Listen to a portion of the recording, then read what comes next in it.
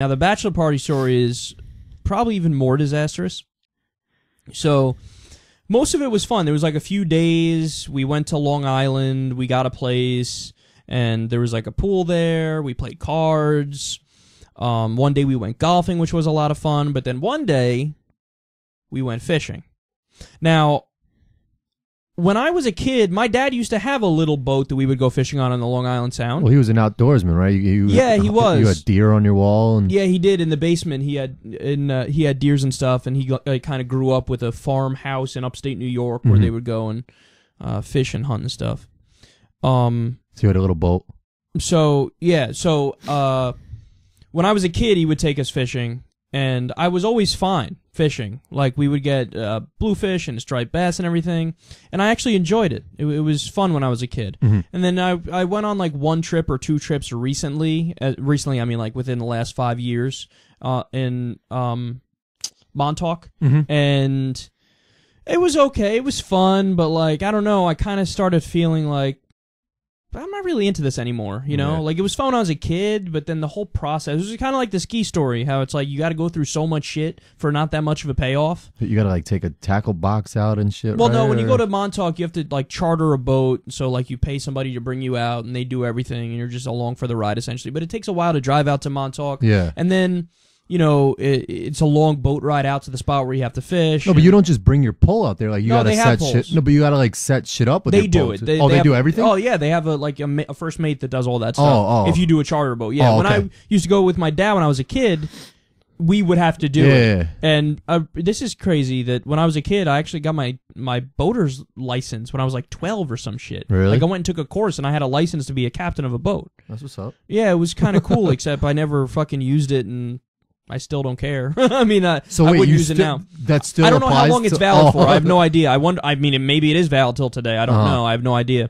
But so it was fun when I was a kid, and then again, I went to Montauk a few times. It was okay, but I was like kind of falling out of love with it. So by the time the bachelor party happened, which was recently, I had gotten to the point where I knew I didn't like it anymore. Like, I had made a full transition at some point where I'm just like, I don't like fishing anymore, right?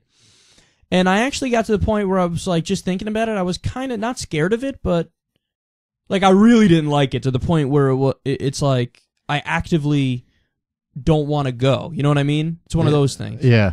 So we end up, I sucked it up and I went because it's one of my best friends. He's getting married, yada, yada, yada. So we wake up on that day, and I already felt like on the day when we have to wake up super early to go fishing, which I already fucking hate. But like, when I woke up, I already didn't feel right about the day. I'm like, this is like, I just want to kind of lay here and just watch TV. Like, I don't want to do this. But we go, and so we get on the boat. Okay, I shit you not. When we get on the boat in the fucking whatever it's called, the harbor, the dock, whatever, like, it was kind of like a rainy day a little bit. And you already felt it moving in a bad way. Like, I've been on boats. I know that that's really not the way it's supposed to feel right when you get on the boat. Like, it's supposed to just be whatever. Yeah. But it was already a little bit choppy, right? Yeah, I don't like that. So then we start moving out. And like 3 minutes into it, I'm like, oh boy. Because the sea is choppy. Yeah.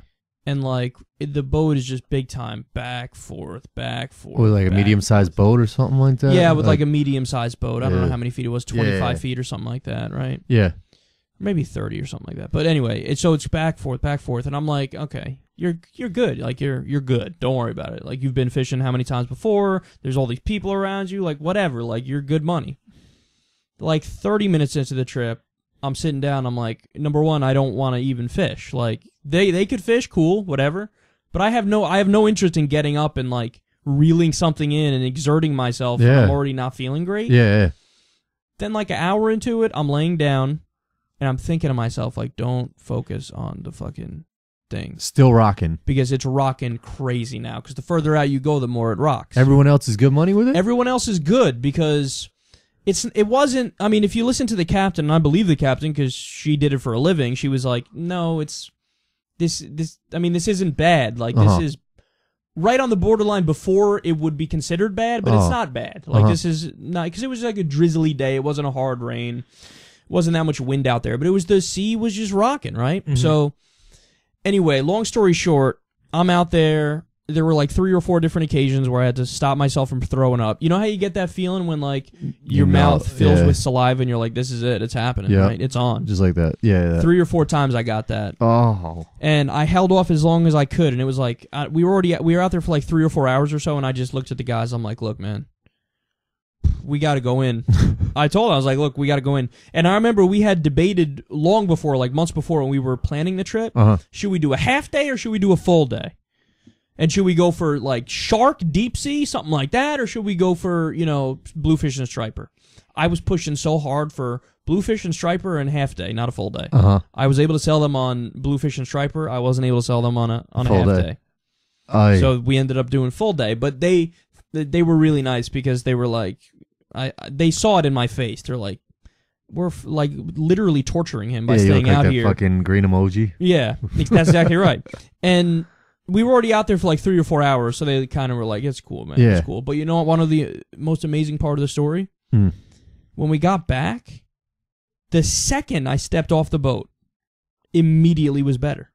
Like it was, you want to talk about seasickness? It was just legit seasickness. The second I was off the boat, 100%. I was back to, if you said, let's go play basketball, I would have been like, okay, we could go play basketball. Were you drinking waters and stuff or anything?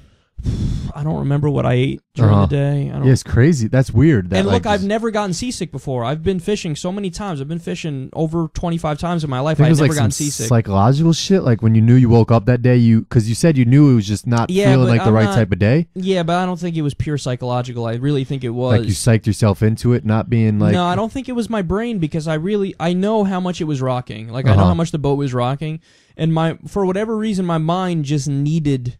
Like, it needed the ability. Yeah, it needed the stability. Like, you're on ground. You're not...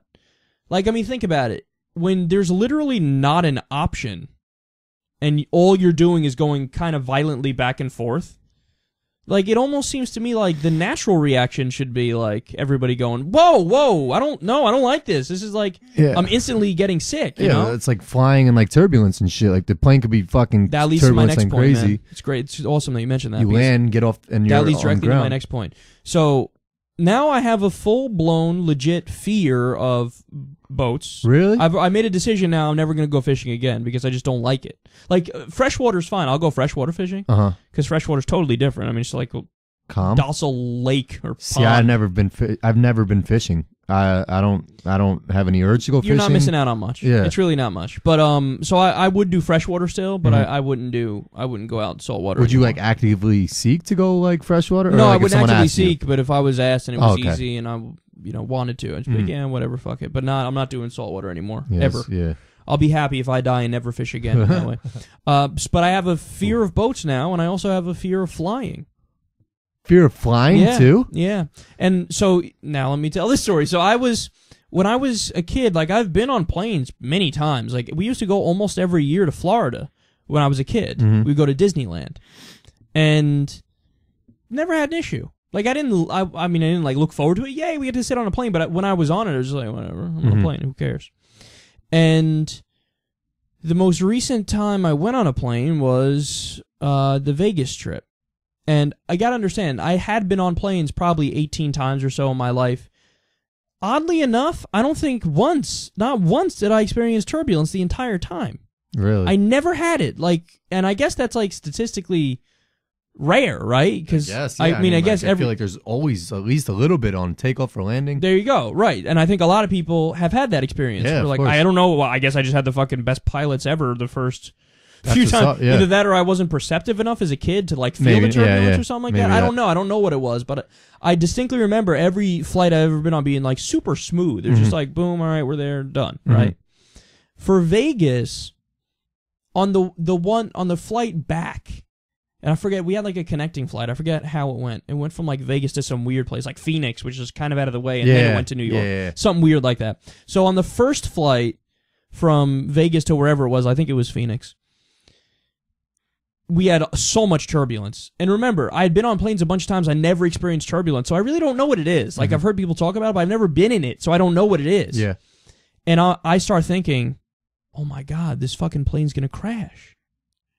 Because if you've never felt it before, Like, it's understandable that somebody could think that that's what turbulence is. Your plane is just like bugging out, shaking. And and also, did you experience with the turbulence that, like, it's not just shaking, it's like you feel the plane legit, like, drop and lose, like, you know, lose the ability to just propel forward. Like, it drops in air and then it moves, and it drops and it goes back up. But like, you feel the drop. Like, you drop probably like 100 feet in that split second. It's just like your plane's like it's kind of sputtering along. I felt that, and I'm looking at other people. I'm like, is everybody else feeling this? Because apparently they've all experienced turbulence, so they're just like, they're sitting there reading and shit. Right? Yeah. But I never experienced. So I'm looking around like, this isn't normal, right? Like, is there something wrong with the engine? Like, is there? And then you start thinking about, well, look at how these fucking things are made. Like, if one screw is off or one wire is out of place or the landing gear glitches a little bit, like, if anything like the happens, power goes out or some shit. Anything. There's so many things. There's to build a plane. It's a fucking magnificent. Or even on top of that, it's just like, what if your captain is having a bad day, and it's just like, you know, what if the person who's supposed to check the plane to make sure everything's right had a bad day? Yeah. Wife wants a divorce from him. He's not, all the screws are going to be on right. Everything's going to, yeah, I know. So I started thinking about all that. I'm like, oh, this is terrible. And so it worked out fine, but there was a point where I legit thought, like, we're going down. Yeah, that shit happens. And I thought, like, if we're going down, I looked at I think there was some businesswoman sitting next to me. I'm like, I'm fucking hugging her and not letting go if this shit start going. Nah, I couldn't. I was not horny. But I would hug her and be like, I love you, even though I don't know you.